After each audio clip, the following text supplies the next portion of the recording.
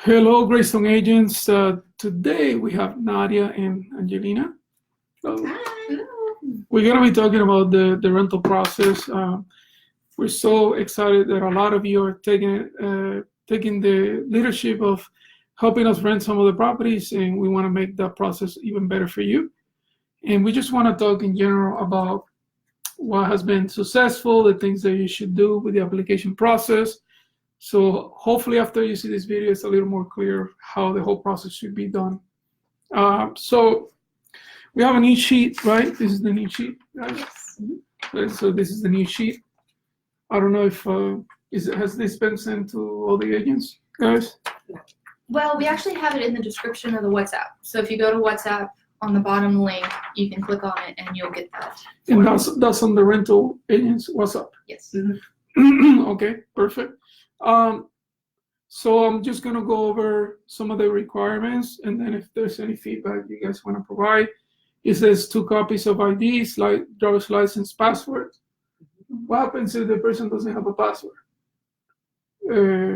They can use passport, not password. Passport. So they have the driver's license, and what will be option B? Birth certificate, social security card. Okay. Anything else So it besides doesn't that? have to have an ID on it or a picture, just 2 forms of ID. One would have to have the picture. So you can do a passport and a birth certificate or driver's license, social. Okay, I got it. So one of them. So guys, once again, when renting to a potential tenant, we're gonna require that you have 2 IDs. One must have a picture, and the other one could even be a credit card, right? No? No, not so much. Okay, all right.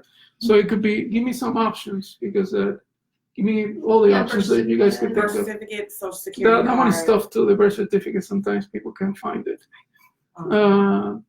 Social security card, yes, that's a 50-50.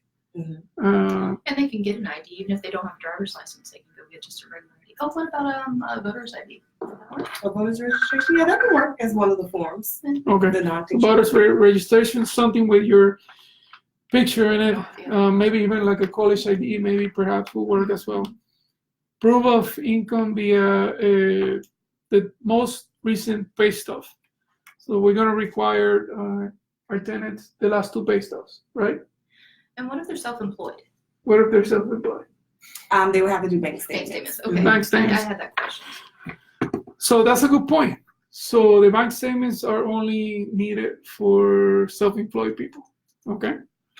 So, but if they're employed by a regular employer, then they could just provide the last 2 pay stubs, okay? Provide contact information of the landlord in the past 3 years. I guess you guys gonna call and verify that information is correct and they're not. Anything else you guys want to add to that? Well, if you're listing it, if you're trying to advertise the rental, then you want to ask them for those and then call on them and make sure that the references are there. That way you can justify and make sure they're ready to, there's no evictions, you're not kicking them out because they did something wrong in their apartment, and then you know that they're a valuable tenant. Okay. And we also talk about the opportunity of talking to the landlords, right, in getting more property management. Can you elaborate on that Yeah, a little so bit? if you get, usually what I ask is if you can send information on your prior landlord as well, so that I can call them and make sure that they did well, but also use that as a way to talk to them and say, hey, do you have property management? Are you managing this yourself? Because we here at Greystone manage properties, and then maybe we can use that into our business, so we can take them on as our property management. And then you get more properties to rent, and it's a cycle, it's repeating cycle. Okay. Each resident should be 18 years old. What happens if the person just turned 18 or they're 18 and a half? They still have to submit a rental app. Yes. Okay. So my kid is 21. I still think he's a baby. He doesn't know to do most stuff. If I show my 21-year-old Elise, he'll be like, Dad, what is this? So 18 is like a baby, but it's the rules because they're adults, right? No exceptions to that. No. Okay. No past evictions. Is this for in their lifetime, or is it 3 year, 4 year? I would say 5 years. 5 years. Okay. So this is negotiable then. Correct. Okay. So somebody comes with 4 years or 3.5 years, then let the team know, and we'll take it from there. A previous felony of domestic violence or sexual misconduct.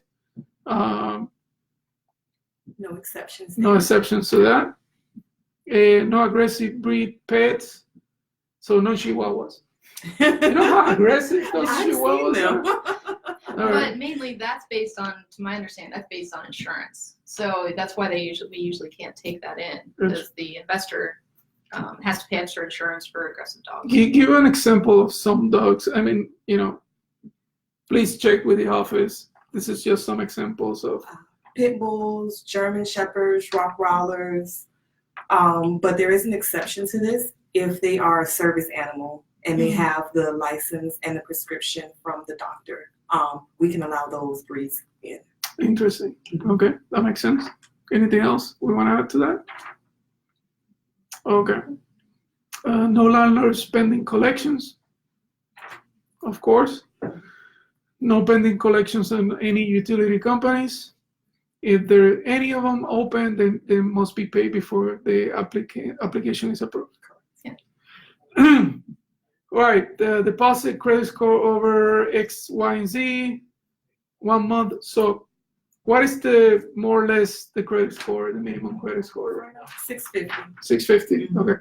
Somebody has a 649. We can case by case. We can try and work with that. Okay. But if they have a 600, then if they have a 600, we can look at it and see if they can come up with showing another deposit, right? Correct. Yeah. But tell us more or less the person has a back offer credit, but everything is perfect. What do you do at that point? Is it an automatically decline or? I wouldn't automatically decline. I would talk to the owner.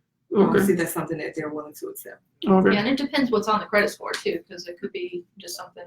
Medical and school loans. Yeah. And obviously we have an application fee, $99, pretty standard, and then anybody else, $50. Okay. All right. Anything else we're talking to the Greystone agents, the other agents, you guys are more experienced, but the other agents starting this process, is there anything else, any advice, tips? You guys don't deal with a lot of applicants. Anything else that you guys want to bring up? If you have some questions like the codes and stuff like that when you're trying to show the properties, they are in the WhatsApp description. So we have links there. So if you have some questions, I would go to the WhatsApp description, just kind of make sure that it's not there, your answer's not there, and then you can ask Angelina or Jorge or whoever. Okay. Anything else that you guys would tell a brand new agent that starts today? Any advice that you will give them? Hey, don't post here, make sure you do this, make sure you do that.